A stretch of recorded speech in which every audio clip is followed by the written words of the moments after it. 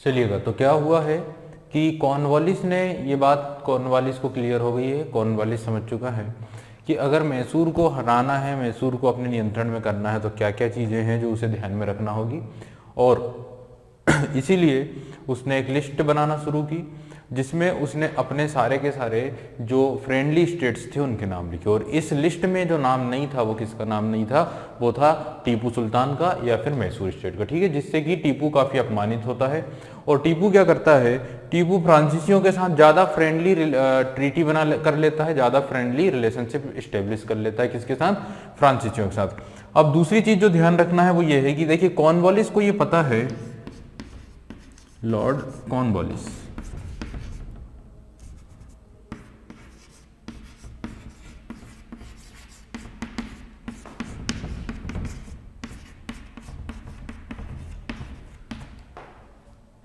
Cornwallis को ये चीज़ बहुत अच्छे से क्लियर है कि अगर उसे मैसूर को जीतना है, कि अगर उन्हें टीपू सुल्तान को हराना है, तो दो पावर्स को अपने साथ मिलाना काफ़ी ज़रूरी होगा, ठीक है।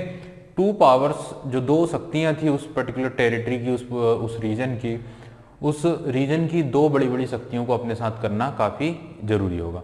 और वो कौन सी हैं? वो हैं, सबसे पहला नाम मराठा, जो उस दौर की सबसे बड़ी शक्ति थी, और दूसरा था निज़ाम, ठीक है।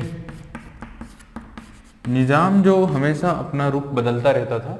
तो ये जो दो पावर है ना, इन्हें अपनी ओर करना काफ़ी महत्वपूर्ण था अंग्रेजों के लिए, ठीक है। ये एक चीज़ है जो आपको समझना होगी। अब क्या करते हैं अंग्रेज एक संधि करते हैं, ट्रीटी करते हैं मराठों के साथ भी और निज़ाम के साथ भी। इट मीन्स कॉर्नवालिस एक ट्रीटी करता है with Maratha and the Nizam's, ठीक है। अब इस ट्रीटी में वो क्या कहता है, इस ट्रीटी में वो मराठों और निज़ाम को ये लालच देता है या ये बात कहता है कि जब हम अटैक करेंगे मैसूर पर, जब हम मैसूर पर हमला करेंगे, तो मैसूर का जो भी राज्य हमें मिलता है, मैसूर से हमें जो भी राज्य मिलता है, उस राज्य को हम तीनों बराबर बराबर बांट लेंगे, ठीक है। बट जब हमला करेंगे मैसूर पर, तब आपको असिस्टेंस नहीं करना है, तब आपको सहायता नहीं देनी है। किसकी? मैसूर को, ठीक है। सहायता किसे देना है? अंग्रेजों को देना है, हमें देना है, ना कि किसे देना है? हैदर अली को और टीपू सुल्तान को देना है, ठीक है। तो ये ट्रीटी हो जाती है between Maratha Nizam and with Britishers, इन दोनों की, ब्रिटिशर्स के साथ या कॉर्नवालिस के साथ की। अब ये असिस्टेंस बिल्कुल भी नहीं देने वाले हैं किसे? टीपू सुल्तान को, जब इनके बीच में युद्ध होगा। अब ये संधि हो गई है, एक गठजोड़ कर लिया है, अपनी फील्डिंग पूरी तरह से तैयार कर ली है। किसने? कॉर्नवालिस ने सारे पत्ते बिछा दिए। अब बस एक ऐसा इवेंट की जरूरत होगी कि युद्ध शुरू हो सके, ठीक है। युद्ध शुरू हो सके, कुछ ऐसी घटना घट जाए कि युद्ध शुरू हो जाए और फिर ये मैसूर और ईस्ट इंडिया कंपनी का युद्ध हो जाए। अब उसके लिए क्या कर रहे हैं, उसके लिए क्या किया जाए कि युद्ध शुरू हो जाए? तब एक घटना घटती है, एक इवेंट होता है। और आप सभी को मैंने बताया है कि तीसरी जो पार्टी है ना, इस थर्ड आंग्ल मैसूर वॉर की तीसरी पार्टी जो मैंने बताई है, वो है त्रावणकोर। और आप सभी को पता है कि त्रावणकोर कहाँ आता है, तो मैंने आप लोगों को नक्शे में बताया था। यहाँ पर जो मैसूर स्टेट था, वो इस पर्टिकुलर टेरिटरी में मैसूर स्टेट आया करता था। और यहाँ पर जो था वो त्रावणकोर था, लगभग केरल वाले क्षेत्र में त्रावणकोर था। यहाँ पे मैसूर था, यहाँ पे कर्नाटक था, यहाँ पे पूरा मराठा साम्राज्य था, और यहाँ पे निजाम वाला क्षेत्र था, ठीक है। और इधर पर मद्रास था, यहाँ पे मद्रास, ठीक है। तो यहाँ पर क्या था कि जो त्रावणकोर और जो मैसूर है, टीपू सुल्तान ये मानता था, टीपू सुल्तान का ये मानना था कि त्रावणकोर उसी की टेरिटरी का एक हिस्सा है। भले ही वहां पे कोई दूसरे रूलर रूल कर रहे हैं, पर टीपू का ये मानना था कि वो उसी की टेरिटरी, ठीक है। यहाँ पर क्या होता है कि जब ब्रिटिशर्स का काफी गठजोड़ होने लग जाता है त्रावणकोर के राजाओं के साथ, और जब वो त्रावणकोर के कुछ दोनों के बीच में कुछ लैंड डिस्प्यूट होते हैं, कुछ क्या होते हैं, भूमि विवाद होते हैं, ठीक है। और जब ये लैंड डिस्प्यूट में ब्रिटिशर्स का भी बोलबाला होता है, ईस्ट इंडिया कंपनी की भी इंटरफेयरिंग होती है, तब यहाँ पे टीपू सुल्तान अटैक करता है किस पर? त्रावणकोर पर। Tipu attack on Travancore. जब वो टीपू सुल्तान जब त्रावणकोर पर हमला करता है, तब त्रावणकोर की ओर से टीपू के खिलाफ सहायता करने के लिए कौन आ जाते हैं? ईस्ट इंडिया कंपनी आ जाती है या कॉर्नवालिस आ जाता है, ठीक है। और यहीं से शुरू हो जाता है थर्ड एंग्लो मैसूर वॉर, तीसरा आंग्ल मैसूर युद्ध, ठीक है। तो यहाँ पर कहानी क्लियर हो गई होगी आप लोगों को, यहाँ पर रीजन समझ में आ गया होगा कि त्रावणकोर के साथ कुछ लैंड डिस्प्यूट होते हैं मैसूर के या टीपू सुल्तान के, इसी कारण वो त्रावणकोर पर हमला करता है और त्रावणकोर की ओर से ईस्ट इंडिया कंपनी की सेना टीपू सुल्तान से लड़ने के लिए पहुंच जाती है। एक भीषण युद्ध लड़ा जाता है दोनों के बीच में और ये युद्ध चलता है 1790 से 1792 तक, ठीक है। In that battle Tipu Sultan was decisively defeated by the British east India company. इस युद्ध में टीपू सुल्तान की बुरी तरह से हार हो जाती है एंड फाइनली उसे ट्रीटी पर या सरेंडर करना पड़ता है, उसे आत्मसमर्पण करना पड़ता है और दोनों के बीच में एक संधि साइन की जाती है, ठीक है। तो आप लोग बस ये समझें, इस युद्ध की इवेंट्स की बात नहीं कर रहे हैं, इस युद्ध में क्या इवेंट हुए हैं, बट आप लोग टाइम ध्यान रख रहे हैं। 1790 to 1792 तक युद्ध चला। 1792 आते आते टीपू सुल्तान को सरेंडर करना पड़ा, टीपू सुल्तान को आत्मसमर्पण करना पड़ा एंड दोनों के बीच में एक ट्रीटी साइन की गई। That treaty is known as the treaty of Srirangapatnam. Srirangapatnam की संधि हुई है दोनों के बीच में, तो ध्यान रखेंगे हम यहां पर अब फोकस करेंगे ट्रीटी ऑफ श्रीरंगपट्टनम के ऊपर।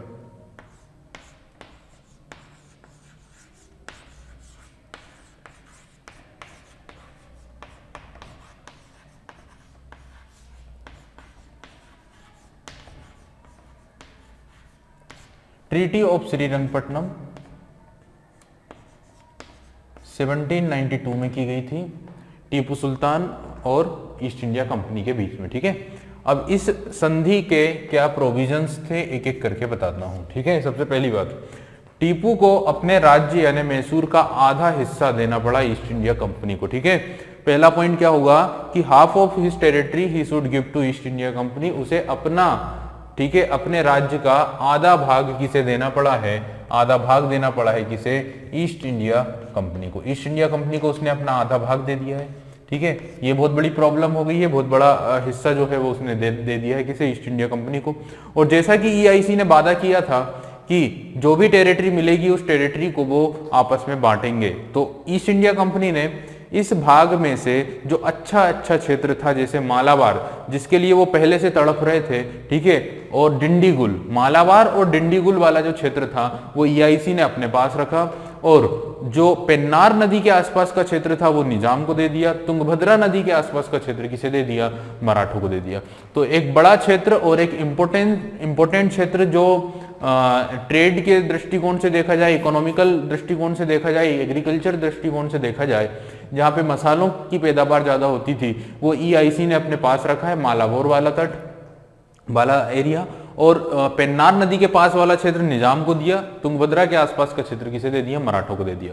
इस तरह से काफी डिप्लोमेटिकली और इंटेलेक्चुअलिटी काम किया है ईस्ट इंडिया कंपनी और लॉर्ड कॉर्नवालिस ने, और आधा राज्य अपने पास हड़प लिया है मैसूर का। दूसरा 3.30 3.3 यानी 3 करोड़ 30 लाख, कहीं पर 3 करोड़ लिखते हैं, तो 3 करोड़ 30 लाख रुपए की रुपए जो हैं वो टीपू सुल्तान को देना पड़े ईस्ट इंडिया कंपनी को, ठीक है। युद्ध के हर्जाने के रूप में एक जो है हर्जाना लगाया गया इनके ऊपर, और 3 करोड़ 30 लाख रुपए देना पड़े हैं किसे, ईस्ट इंडिया कंपनी को, ठीक है। हालांकि 5 करोड़ का हर्जाना लगाया गया था और जो बाकी के जो पैसे थे 1.70 यानी 1 करोड़ 70 लाख रुपए इन्होंने किस्त में चुकाने की बात कही थी, ठीक है। और अपने 2 पुत्रों को, ठीक है, जब तक वो अपनी बकाया राशि ना दे दें, अपने 2 पुत्रों को बंधक बनाकर क्या किया गया, अंग्रेजों के पास रखा गया, ठीक है। अंग्रेजों ने टीपू सुल्तान के 2 पुत्रों को बंधक बनाकर अपने पास रखा है जब तक कि उसके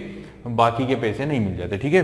तो इस तरह से ना अपमानजनक संधि है ये काफी ज्यादा डिसग्रेसफुल ट्रीटी हुई है between the Tipu sultan and east India company. हालांकि यहाँ पे तीसरे युद्ध में जाकर अंग्रेजों को काफी प्रॉफिट हुआ है, काफी फायदा हुआ है, और टीपू सुल्तान को काफी ज्यादा नुकसान उठाना पड़ा है, ठीक है। किस किस को कौन कौन सा क्षेत्र मिला वो मैंने बताया आप लोगों को कि कौन सा एरिया किसे मिला है।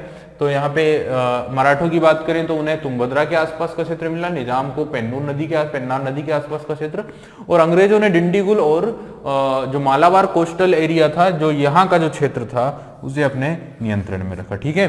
जो सबसे महत्वपूर्ण था एग्रीकल्चर दृष्टि से, ट्रेड व्यापार की दृष्टि से, ठीक है, और यहीं पे मसाले वगैरह भी पैदा होते थे। लॉर्ड कॉर्नवालिस की काफी सक्सेस हासिल हुई है, काफी सफलता हासिल हुई है। ईआईसी को काफी प्रॉफिट हुआ है। और इसी पर कॉर्नवालिस ने एक स्टेटमेंट लिखा है, एक बात कही थी जो इतिहास में काफी महत्व रखती है, काफी इंपॉर्टेंट रखती है, कि उन्होंने ये कहा कि हमने अपने मित्रों को शक्तिशाली बनाए बिना ही अपने शत्रु को कमजोर कर दिया है, अपने शत्रु को पंगु बना दिया है। ठीक है, तो ये चीज इन्होंने कही है लॉर्ड कॉर्नवालिस ने कि हमने अपने मित्रों को, मित्र मतलब निजाम और मराठा, उन्हें ज्यादा इंपोर्टेंस वाला एरिया नहीं दिया है। ठीक है, ज्यादा अच्छा एरिया खुद ने रखा।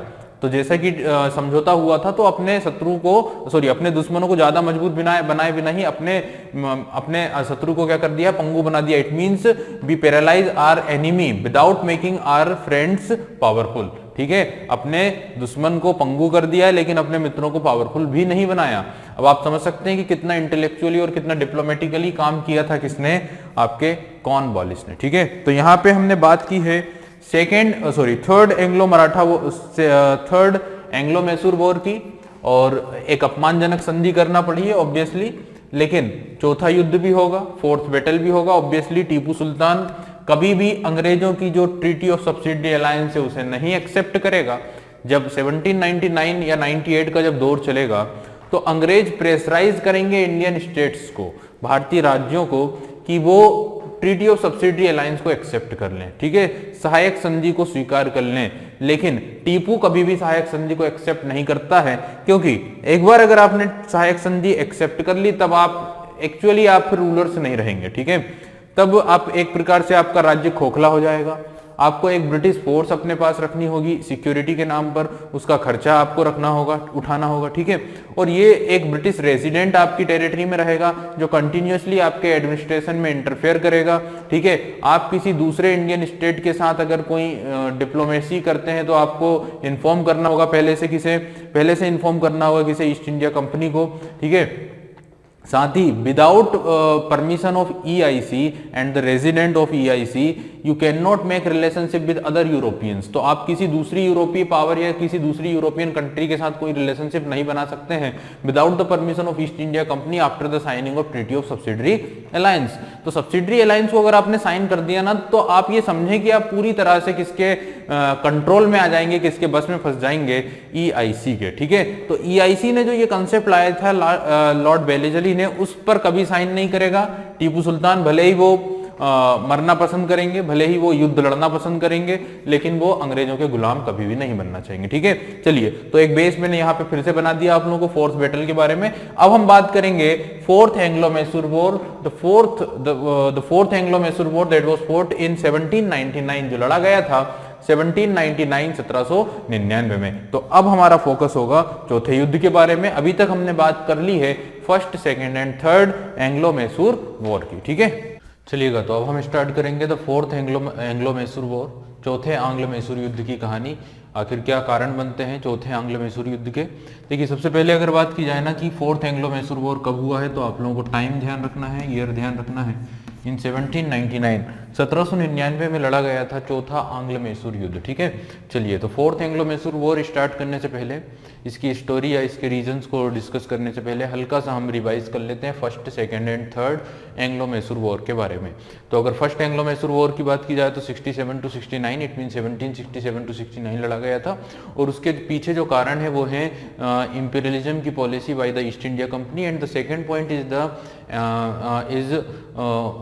मैसूर का काफी ज्यादा स्ट्रेंथफुल या पावरफुल बनना, और साथ ही एंटी ब्रिटिश पॉलिसी को फॉलो किया जाना। ठीक है, फिर हम बात करते हैं सेकेंड एंग्लो मैसूर वॉर की, जो लड़ा गया था 1780 to 84। और इस सेकेंड एंग्लो मैसूर वॉर के क्या कारण थे, द्वितीय आंग्ल मैसूर युद्ध के क्या कारण थे। तो अगर हम बात करते हैं ना सेकेंड वॉर की, तो यहाँ पे क्या हुआ था कि 1779 या 80 के अप्रोक्स माहे पर ब्रिटिश ईस्ट इंडिया कंपनी ने अटैक कर दिया था। ठीक है, और माहे is the territory that under in the Mysore state. ठीक है, माहे जो टेरिटरी थी वो मैसूर स्टेट के अंतर्गत आती थी, जिस पर फ्रांसीसियों का एक प्रभुत्व था या फ्रांसीसियों की एक बस्ती थी वो। ठीक है, जो एक पोर्ट भी था। अब ये स्ट्रेटेजिकली इंपॉर्टेंट एरिया था किसके लिए, हैदर अली के लिए या फिर मैसूर स्टेट के लिए, जहां से उन्हें फ्रेंच सपोर्ट मिलता था। फ्रेंच ट्रूप्स वहां पर आकर उनको डिफेंस से रिलेटेड हेल्प करते थे, और कई इक्विपमेंटियल सपोर्ट भी मिलता था, लॉजिस्टिक सपोर्ट भी वहां पे मिल जाता था। ठीक है, तो जैसे ही अटैक किया जाता है माहे पर, यहाँ पे अपने ऊपर, अपनी सोवरेनिटी के ऊपर एक थ्रेट मानते हुए हैदर अली एक वॉर डिक्लेयर कर देते हैं against British east India company. तो यहाँ पे वॉरेन हेस्टिंग्स जो है वो ईस्ट इंडिया कंपनी का ऑफिसर होता है या गवर्नर जनरल होता है, और फिर ये युद्ध लड़ा जाता है। ठीक है, इस युद्ध में एक ट्रीटी कर ली जाती है, एक संधि कर ली जाती है, और इस युद्ध को खत्म कर देते हैं। फर्स्ट बैटल जो हुआ था उसमें ट्रीटी ऑफ मद्रास होती है, सेकंड बैटल में ट्रीटी ऑफ जो होती है वो होती है मैंगलोर। हालांकि इस युद्ध में कहीं पर मैसूर जीतता है और कहीं पर ईस्ट इंडिया कंपनी भी जीतती है। जैसे कि हैदर अली या टीपू सुल्तान हरा देता है किसे, कर्नल बेली को, और वहीं जब आयरकुट आता है तो आयरकुट पोर्टो नोवे के युद्ध में हरा देता है किसे, हैदर अली को। ठीक है, तो इस तरह से होता है। लेकिन इस युद्ध में एक घटना और घटती है कि इसी युद्ध के बीच में हैदर अली की भी मृत्यु हो जाती है 1782 7 दिसंबर को। अब हम बात करते हैं थर्ड एंग्लो मैसूर वॉर की। तो जो तीसरा वॉर था, अच्छा सेकंड किससे खत्म होता है, ट्रीटी ऑफ मैंगलोर से। अब तीसरा जो युद्ध था ना वो लड़ा गया 1790-92, जो मैंने अभी बताया आप लोगों को। जो थर्ड एंग्लो मैसूर वॉर था 1790-92, इसके पीछे का क्या कारण था, तो इसके पीछे का जो कारण बनता है वो बनता है त्रावणकोर। त्रावणकोर के साथ कुछ लैंड डिस्प्यूट क्रिएट हो जाते हैं between Tipu sultan and the ruler of Travancore. तो त्रावणकोर और टीपू सुल्तान के बीच में कुछ लैंड डिस्प्यूट क्रिएट हो जाते हैं, और वहां पर टीपू सुल्तान अटैक कर देता है किसके ऊपर, त्रावणकोर के राजा के ऊपर। अब वहीं पर जब त्रावणकोर के राजा सपोर्ट मांगते हैं ब्रिटिश ईस्ट इंडिया कंपनी से, तो ईस्ट इंडिया कंपनी के द्वारा सपोर्ट किया जाता है त्रावणकोर के रूलर को, और फिर एक युद्ध शुरू होता है। यहाँ पे इनिशियल लेवल पर टीपू सुल्तान को कुछ विक्ट्री मिलती है, बट बाकी के जो आसपास की जो टेरिटरीज के रूलर्स थे, जैसे मराठा हो गए या निजाम हो गए, वो सब मिल जाते हैं किसके साथ, अंग्रेजों के साथ, और अंग्रेजों के साथ मिलकर चारों ओर से अटैक किया जाता है टीपू सुल्तान पर। फाइनली टीपू सुल्तान को सरेंडर करना पड़ता है और उसे एक ट्रीटी करना पड़ती है। ठीक है, 1792 में एक ट्रीटी के माध्यम से युद्ध खत्म होता है, और जो ट्रीटी है वो है ट्रीटी ऑफ श्रीरंगपट्टनम। अब ये जो श्रीरंगपट्टनम की ट्रीटी होती है काफी ज्यादा अपमानजनक ट्रीटी होती है किसके लिए, टीपू सुल्तान के लिए। इसके तहत उसे क्या करना पड़ता है, उसे 3 करोड़ 30 लाख रुपए ईस्ट इंडिया कंपनी को देने पड़ते हैं। अपने स्टेट का आधा राज्य जो है वो देना पड़ता है ब्रिटिश ईस्ट इंडिया कंपनी को, और अपने 2 बेटों को भी बंधक बनाकर ईस्ट इंडिया कंपनी जो है रखती है, उनके 2 बेटों को। तो ये अपमानजनक संधि होती है टीपू सुल्तान के लिए। फिर हम अब बात करेंगे फोर्थ एंग्लो मैसूर वॉर की, जो लड़ा गया था 1799। ठीक है, तो इस युद्ध को समझने से पहले हम जो टाइम देखते हैं, जो टाइम हमको पता चलता है वो होता है 1790 1792 से 1799, इस बीच में क्या क्या इवेंट्स हुए हैं, इस बीच में क्या क्या डेवलपमेंट्स हुए हैं, उनको हमें समझना जरूरी है। तब हम इस फोर्थ बैटल की जो कहानी है उसे यहाँ पे क्लियर कर पाएंगे। ठीक है, तो इस बीच में क्या क्या डेवलपमेंट हुए हैं उनको हम समझ लेते हैं, क्या क्या इवेंट्स हुए उनको समझ लेते हैं। उसके लिए आपको अगेन यहाँ पे बात करना होगी किसके बारे में, टीपू सुल्तान के बारे में, टीपू सुल्तान की पॉलिसीज के बारे में, और साथ ही ईस्ट इंडिया कंपनी में या अंग्रेजों में क्या डेवलपमेंट हुए, क्या चेंज हुए। और साथ ही एक तीसरा जो फैक्टर यहाँ पे आ जाता है वो आ जाता है नेपोलियन बोनापार्ट या फिर फ्रांसीसी।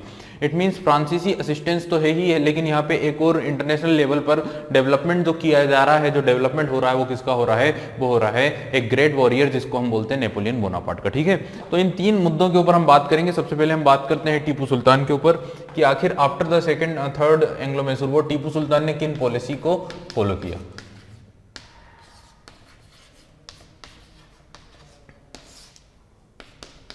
देखिए, सबसे पहले टीपू सुल्तान ने क्या किए हैं, अपने मिलिट्री रिफॉर्म्स किए हैं, जैसे वो हमेशा करता आ रहा है। ठीक है, तो आर्मी में कई सुधार किए हैं, मिलिट्री रिफॉर्म्स कंटिन्यूअसली वो करता जा रहा है। तो यहाँ पे हम बात करें मिलिट्री रिफॉर्म्स जो हैं वो किए गए। ठीक है, किसके द्वारा, टीपू सुल्तान के द्वारा। दूसरे नंबर पे जो इकोनॉमिक रिकवरी है वो उसने करने की कोशिश की है, इकोनॉमिक रिकवरी करने की कोशिश करी है। ठीक है, और यहाँ पे कुछ ऐसे डिसीजन भी उसने लिए हैं, जैसे कि जो लैंड टैक्सेस थे, जो कर था, उसे उसने यहाँ पे 10% ज्यादा कर दिया था, यानी बढ़ा दिया था। 30% के लगभग उसने, ये एक बुरा काम बोला जाता टीपू सुल्तान के द्वारा कि इकोनॉमी को रिकवर करने के लिए, ठीक है, तो उसने कई टैक्स वगैरह जो है वो बढ़ा दिए थे। ये एक बुरा डिसीजन माना जाता है टीपू सुल्तान के द्वारा जो किया गया था। तीसरा, अगर हम बात करें डिप्लोमेसी के लेवल पर उसने क्या किया है, तो उसने अपने एम्बेसडर्स भेजे थे, अपने दूत भेजे थे। कहां कहां पर, तो जो अंग्रेजों के दुश्मन थे, इट मींस फ्रांस, तुर्की, और तीसरे नंबर पे आता है अफगानिस्तान।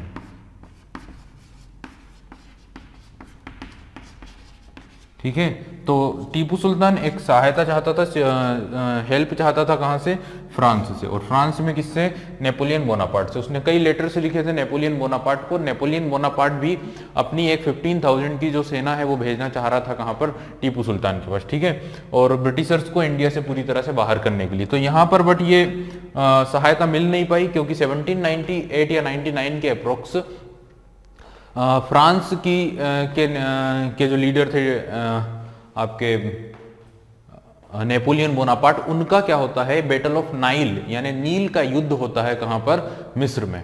मिस्र में या इजिप्ट में एक युद्ध लड़ रहे होते हैं कौन, आपके नेपोलियन बोनापार्ट, ठीक है, किसके साथ, अंग्रेजों की सेना से। अंग्रेज जो लीडर होते हैं उस समय होता नेल्सन, अंग्रेजी सेना के कमांडर होते हैं नेल्सन, और नेपोलियन बोनापार्ट की सेना के बीच में बैटल ऑफ नाइल लड़ा जाता है। लेकिन इस युद्ध में, मिस्र के इस युद्ध में यहाँ पे हार हो जाती है किसकी, नेपोलियन की, ठीक है, नेपोलियन की हार हो जाती है और वो अपना सपोर्ट नहीं भेज पाते हैं किसे, टीपू सुल्तान को, ठीक है। तो ये चीज भी ध्यान रखिएगा। अब यहाँ पे ना ये मैंने आप लोगों को बताया, साथ ही क्या होता है कि ये मेंबर बन जाता है एंड इंडिपेंडेंट ट्री या ट्री ऑफ लिबर्टी भी लगा देता है, और साथ ही मेंबर बन जाता है किसका, जैकोबियन क्लब का। तो ये पॉइंट्स हालांकि मैंने आप लोगों को पहले भी बताए थे, सेम टू सेम चीजें हैं कि member of he took the membership of Jacobin club and planted the tree of liberty and declare himself as the citizen of Tipu, अपने आप को नागरिक टीपू कहलाता है, ठीक है। अब हम बात करते हैं यहाँ पे दूसरे नंबर पे दूसरे व्यक्ति की या दूसरे कंसेप्ट की, that was the rice of Napoleon. यहाँ पे हम बात करेंगे राइस ऑफ नेपोलियन।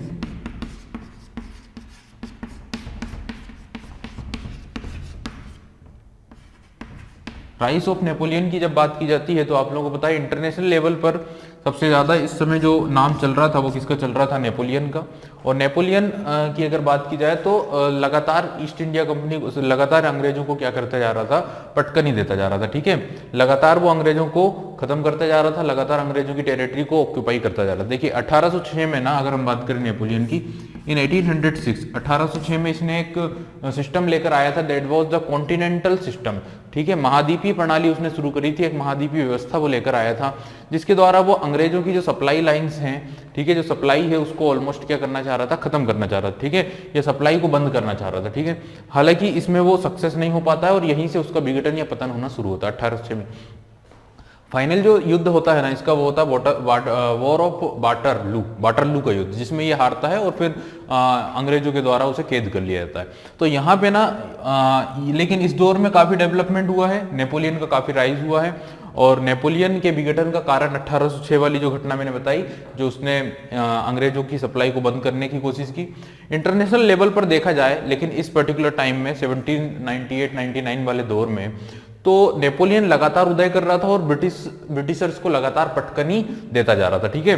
तो अंग्रेजों को ये चिंता सताने लगी, अंग्रेजों को ये डर लगने लगा, कहीं ऐसा ना हो कि नेपोलियन इंडिया आ जाए, कहीं नेपोलियन भारत आ जाए और इंडिया से अंग्रेजी साम्राज्य को उखाड़ फेंके, ठीक है, क्योंकि मैसूर तो सपोर्ट ले ही रहा था फ्रांसीसियों का।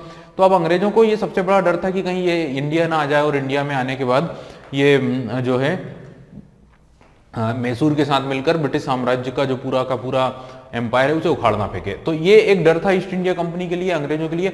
अब यहाँ पे हम तीसरे पक्ष को समझ लेते हैं। देखिए एक डर है अंग्रेजों में, और वो डर जो है वो है किसका, नेपोलियन का, ठीक है। तो ये डर किसका है, नेपोलियन का है। किसके अंदर है, अंग्रेजों के अंदर, भारत के साम्राज्य को लेकर। कहीं नेपोलियन इंडिया आ जाता तो ये ऑब्वियसली ये हो सकता था कि भारत से अंग्रेजी साम्राज्य खत्म हो जाता, ठीक है। अब क्या होता है इस बात को समझते हैं तीसरे नंबर पर।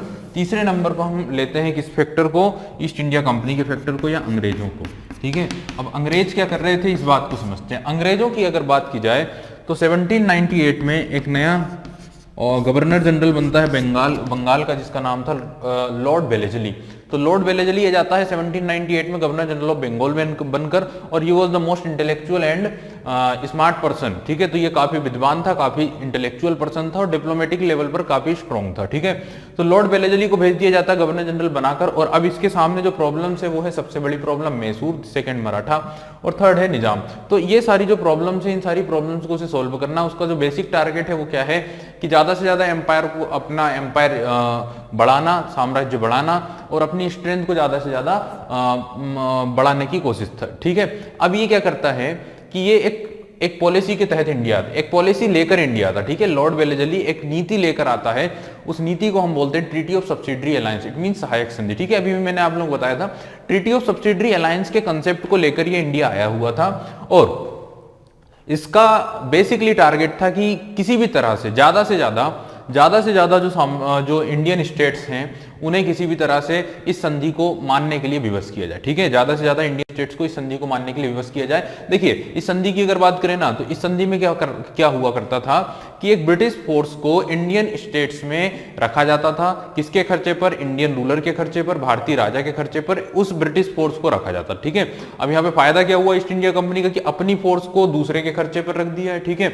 अपनी बड़ी फोर्स को दूसरे के खर्चे पर रख दिया, दूसरे के राज्य में। अब साथ ही और क्या क्यों रखा है? क्योंकि सिक्योरिटी के नाम पर, कि हम आपको सुरक्षा देंगे। अच्छा, सिक्योरिटी के नाम पर रख दिया है। दूसरा, अब वहां की जो पॉलिटिकल मामले हैं, जितने भी राजनीतिक मामले हैं, उसमें यहाँ पे इंटरफेयर इनका बढ़ जाएगा। साथ ही एक ब्रिटिश रेजिडेंट भी रखा जाता था।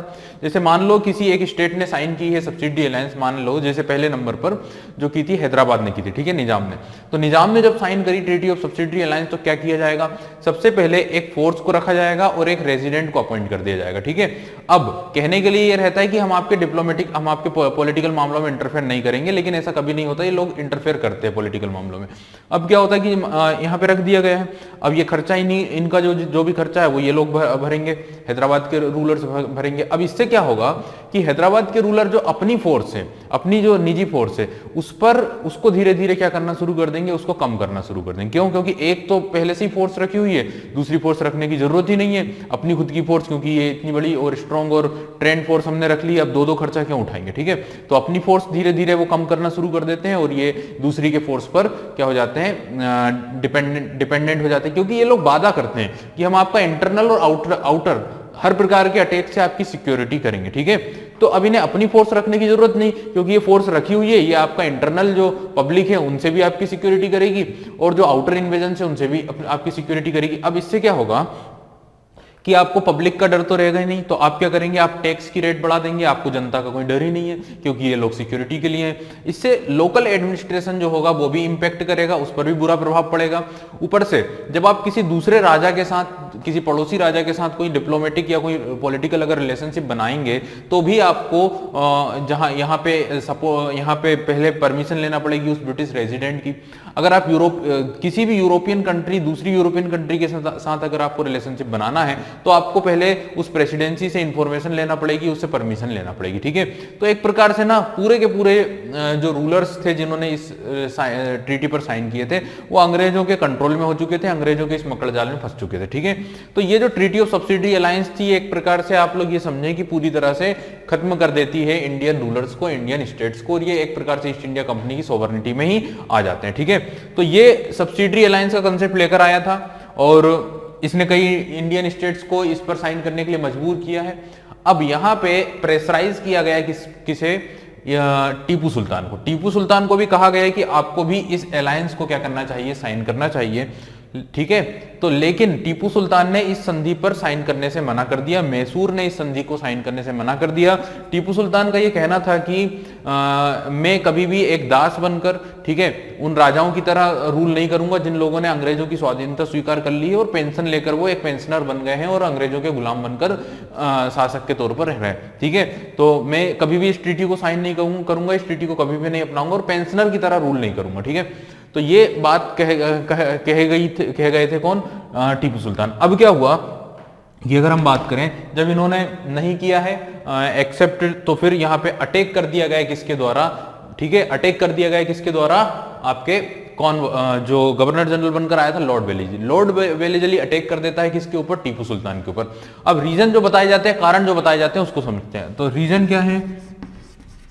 इन 1799 में 1799 में क्या होता है कि Lord Wellesley invaded on Tipu Sultan, ठीक है, या और हम बोल सकते हैं मैसूर पर अटैक कर दिया जाता है अलग अलग जगहों से, एक बेंगलुरु से और दूसरा जो होता है वो होता है आप जो कैपिटल श्रीरंगपट्टनम। तो अलग अलग मोर्चों से अटैक हो जाता है। और यहाँ पे वेलेजली सबसे पहले क्या करता है? वेलेजली जो बाकी के जो कॉन्फेडरेसी थी, बाकी के जो रूलर्स थे, उन्हें भी अपने साथ कर लेता है। निजाम को भी अपने साथ कर लिया है और साथ ही मराठों को भी अपने साथ कर लिया। ठीक है, तो इन लोगों को सबसे पहले अपने साथ कर लेता है और उनको वही लालच दिया जाता है कि जितनी भी टेरिटरी को हम जीतेंगे, जितना भी एरिया हम जीतेंगे, वो हम क्या करेंगे, आप सभी लोगों में बराबर बराबर बांट देंगे। तो इन्होंने क्या किया, पहले मराठों और निजाम को भी अपनी ओर कर लिया और जब सारी की सारी व्यवस्था हो गई तब उसने डायरेक्टली जाकर अटैक कर दिया किसके ऊपर, मैसूर के ऊपर इन 1799। कारण क्या बताए गए हैं, तो कारण जो है वो सबसे पहला कारण यह है कि आपने ट्रीटी ऑफ सब्सिडियरी अलायंस को साइन नहीं किया। दूसरा कारण यह है कि आप फ्रांसीसियों के साथ कुछ ज्यादा ही क्लोज हो रहे हैं और नेपोलियन बोनापार्ट से आप लगातार सपोर्ट की कोशिश कर रहे हैं। ठीक है, ये इंफॉर्मेशन भी इन्हें मिल चुकी थी कि नेपोलियन बोनापार्ट सपोर्ट कर रहा है या फिर वो अपनी सेना भेजना चाहता है, तो इस तरह की भी इंफॉर्मेशन थी, इस तरह का भी कुछ गठजोड़ था। हालांकि ऐसा कुछ भी हो नहीं पाया था, फोर्स या सपोर्ट करने के लिए फ्रांसीसी सपोर्ट पहुंच नहीं पाया था। तो इन्होंने काफी कोशिश की, अपने कुछ कई लेटर्स लिखे, लेकिन कुछ भी रिप्लाई वहां से नहीं मिल पाया और सपोर्ट मिलने से पहले ये युद्ध शुरू हो गया और सपोर्ट पहुंच भी नहीं पाया क्योंकि वहां पर भी उनकी हार हो गई थी, किसकी, नेपोलियन की, इजिप्ट में। अब क्या हुआ कि फ्रांस और नेपोलियन के काफी क्लोज आ गए हैं। एक दूसरा कारण यह है, पहला कारण क्या बताया कि ट्रीटी ऑफ सब्सिडियरी अलायंस को इन्होंने नहीं माना है। दूसरा यह है कि फ्रांस और नेपोलियन के साथ में काफी ज्यादा गठजोड़ बनाने की कोशिश की जा रही है ना, जितने भी एनिमी से उनके साथ इन्होंने सहयोग करने की कोशिश की। और तीसरा कारण जो बताया गया, मराठा और निजाम के साथ षड्यंत्र। ठीक है, कि ये आरोप लगाए गए हैं कि आप मराठा और निजाम के साथ एक कंस्पायरेसी कर रहे हैं against the east India company के खिलाफ। तो ये आरोप लगाकर इन्वेजन किया गया था, अटैक किया गया था किसके द्वारा, बेलेजली के द्वारा इन 1799। तो बेलेजली ने अटैक किया है और इसके साथ में कौन है, मराठा और निजाम है।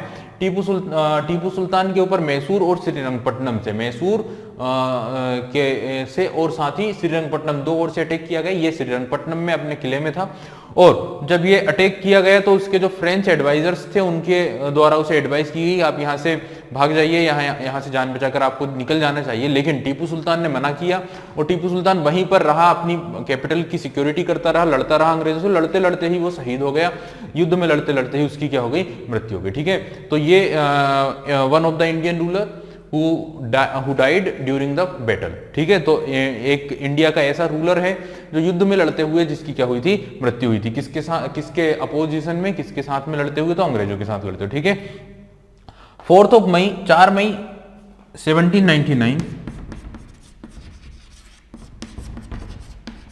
Tipu was died. तो टीपू की डेथ होती है 4 मई 1799 को। ठीक है, बाद में इनकी जो डेथ बॉडी है उसे दफनाया जाता है, उसे उनकी जो समाधि है वो बनाई जाती है गुम्बद में या वहीं पर श्रीरंगपट्टनम में, अपने पिता की समाधि के नियर में। ठीक है, पास में। अब इसके बाद क्या होता है मैसूर में, मैसूर की हिस्ट्री की अगर हम बात करें तो फिर क्या होता है कि जो मैसूर स्टेट था ना, उसका मैक्सिमम पार्ट कौन रख लेता है, तो ईस्ट इंडिया कंपनी रख लेती है। कुछ पार्ट निजाम को दे दिया जाता है और कुछ पार्ट मराठों को दे दिया जाता है। हालांकि मराठे उस पार्ट को लेने से क्या कर देते हैं, मना कर देते हैं। ठीक है, अब जो थोड़ा बहुत मैसूर स्टेट बचा था, जो थोड़ा बहुत मैसूर राज्य बचा था ओरिजिनली, वहां पर जो पुराने वडियार वंश के रूलर्स थे उन्हें अगेन क्या कर दिया जाता है, अपॉइंट कर दिया जाता है। ठीक है, तो वडियार वंश के 3 या 4 साल का कोई पुत्र होता है, उसको क्या किया जाता है, यहाँ पर अपॉइंट कर दिया जाता है और उसे पूरी तरह से अपने कंट्रोल में किया जाता है और उसको मजबूर, या उसको देखिए मजबूर की तो बात ही नहीं है, उसे ही रूल अपॉइंट कर रहे हैं। 3-4 साल का एक वडियार वंश का बालक है जिसको अपॉइंट किया जा रहा है और उसके द्वारा ही ट्रीटी ऑफ सब्सिडियरी अलायंस पर साइन करवा दिया जाता है। ठीक है, तो अब मैसूर भी क्या कर लेता है, सब्सिडियरी अलायंस यानी सहायक संधि पर हस्ताक्षर कर देता है और ईस्ट इंडिया कंपनी का ही एक क्या बन जाता है, क्षेत्र बन जाता है। इस तरह मैसूर पर ये विक्ट्री हासिल कर लेते हैं, मैसूर को भी ईस्ट इंडिया कंपनी का एक हिस्सा बना दिया जाता है। ठीक है, और ये कब तक होता है, ये होता है 1799। तो यहाँ पे 3 दशक के लंबे संघर्ष के बाद finally Mysore east India company के हाथ में आ जाता है और ये अंग्रेजों की एक बहुत बड़ी विजय उन्हें साउथ में मिल जाती है। ठीक है, तो यहाँ पे ये कहानी खत्म होती है। चारों युद्धों के बारे में हमने डिस्कशन किया है, first, second, third and fourth. तो फोर्थ एंग्लो मैसूर वॉर के बाद कोई ट्रीटी नहीं हुई, कोई संधि नहीं हुई है और अभी तक जितने भी तीनों युद्ध थे उनमें कौन कौन सी ट्रीटी हुई थी वो हमने डिस्कस कर चुके हैं ऑलरेडी। अब यहाँ पे कोई ट्रीटी नहीं है, यहाँ पे कोई संधि नहीं है, फाइनली यहाँ पे हार हो गई है। अब हम बात करेंगे नेक्स्ट टॉपिक की। जैसे कि हमने ये जो हम लेक्चर स्टार्ट किया हुआ है, लेक्चर नंबर 4, जिसमें हम बात कर रहे हैं victory of British in India, अंग्रेजों की भारत पर विजय। और अंग्रेजों पर भारत पर अंग्रेजों की जो विजय है ये काफी लंबी चली है, इसमें काफी संघर्ष हुए हैं, काफी युद्ध हुए हैं। ठीक है, तो इसमें हमने सिक्वेंशियल ऑर्डर में जो हमने टॉपिक डिस्कस किए थे, सबसे पहले अगर हम बात करें तो जो इनके राइवल्स थे, जो इनके यूरोपियन राइवल्स थे, उनको इन्होंने पहले एक तरफ किया, जिसमें सबसे पहला नाम आ जाता है पोर्तुगीज का, देन फिर डचों का और देन थर्ड नंबर पे फ्रांसीसियों का। फ्रांसीसियों को इन्होंने कैप्चर किया था या कंट्रोल किया था बाय द बैटल ऑफ कार्नेटिक्स। तो 3 कार्नेटिक वॉर्स हमने ऑलरेडी डिस्कस कर चुके हैं। 3 कार्नेटिक युद्ध लड़े गए थे 46 to 48 यानी 1746 to 48, सेकेंड लड़ा गया था 49 to 54, थर्ड लड़ा गया था 1758 to 63 तक, ठीक है। तो ये 3 कार्नेटिक वॉर के साथ बाद फ्रांसीसियों पर फाइनली इनका नियंत्रण हो गया था और कुछ एक टेरिटरीज जैसे चंद्रनगर जो बंगाल में थी और पौंडीचेरी, माहे, करिक्काल और यनम, यहाँ पर नियंत्रण था फ्रांसीसियों का सिर्फ, ठीक है। और बाकी टेरिटरी जो है वो इनके हाथ में आ गई थी। अब फिर इंडियन स्टेट्स की बात करें तो बंगाल पर सबसे पहले विजय हासिल की है 57 में प्लासी और बक्सर 64 में। फिर हम बात करें तो बंगाल के बाद फिर इन्होंने जो विक्ट्री हासिल की है वो की है कहाँ पर, बंगाल के बाद हम आ जाते हैं कहाँ, साउथ में। और बंगाल के बाद हमने अभी डिस्कस किया है 5वें नंबर पर टॉपिक जिसका नाम है एंग्लो मैसूर वॉर या मैसूर विक्ट्री, ठीक है। अब हम बात करेंगे 6ठे नंबर पर इनकी जो विक्ट्री हुई है वो हुई है इंडिया के सबसे बड़े एम्पायर पर, उस दौर के सबसे बड़े साम्राज्य पर, और उस दौर का जो बिगेस्ट एम्पायर था जो पूरे इंडिया पर कंट्रोल कर रहा था। हालांकि due to the third battle of Panipat ये साम्राज्य यहाँ पे विघटन हो गया है, डिसइंटीग्रेशन हो गया है।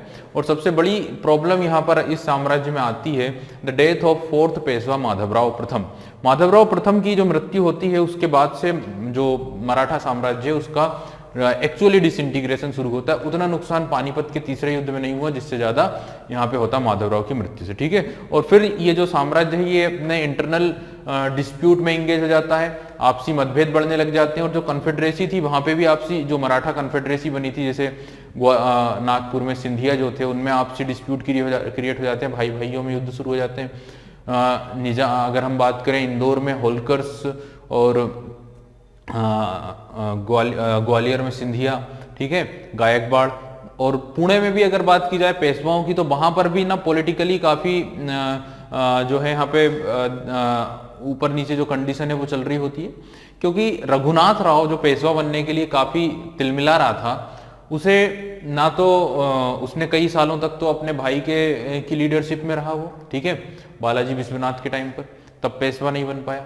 अब क्या हुआ जब बालाजी विश्वनाथ की मृत्यु हुई तो 11 साल तक वो उनके पुत्र के कंट्रोल में रहा और माधवराव प्रथम को उसने झेला। अब माधवराव प्रथम की मृत्यु होने के बाद भी उसका नंबर नहीं आया पेशवा बनने पर, और नारायण राव को जब पेशवा बनाया गया तो उसका जो क्रोध था वो हद से ज्यादा बढ़ गया और उसने नारायण राव को मरवा दी, ठीक है।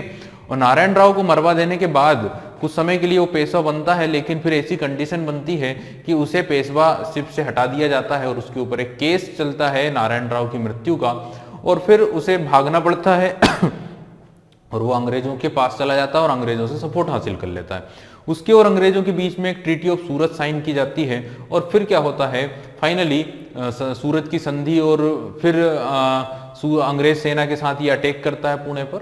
और फिर पुणे जो है, पुणे की जो कन्फेडरेसी है ना, बाकी के जो सरदार थे वो सब पुणे के जो लीडर थे उस समय नाना फडणवीस, क्योंकि पेशवा की अगर बात की जाए ना तो पेशवा उस समय किसे बनाया जाए इसको लेकर बहुत बड़ी प्रॉब्लम थी, क्योंकि कोई भी अब सक्सेसर नहीं बचा था। अब एक मात्र जो कंडीशन बची थी वो बची थी नारायण राव की जो गर्भवती पत्नी थी, नारायण राव की जो प्रेग्नेंट वाइफ थी, उनके द्वारा एक पुत्र को जन्म दिया गया और फिर उसे ही बोला गया माधवराव द्वितीय। उसका क्या नाम रखा गया? माधवराव द्वितीय। और माधवराव द्वितीय को या सवाई माधवराव द्वितीय को जो 40 दिन का हुआ उसके बाद उसे पेशवा बनाया गया, ठीक है। तो ये प्रॉब्लम वहां पर थी पुणे में पेशवाशिप को लेकर, और रघुनाथ राव लगातार कंटिन्यूअसली क्रिएट किया जा रहा था प्रॉब्लम मराठा साम्राज्य के लिए। उसने इस दौरान सभी के सभी मराठा साम्राज्य के जितने भी दुश्मन थे उन सबके साथ उसने गठजोड़ कर लिया, लगातार प्रॉब्लम क्रिएट कर रहा था और अंग्रेजों के साथ भी मिल गया।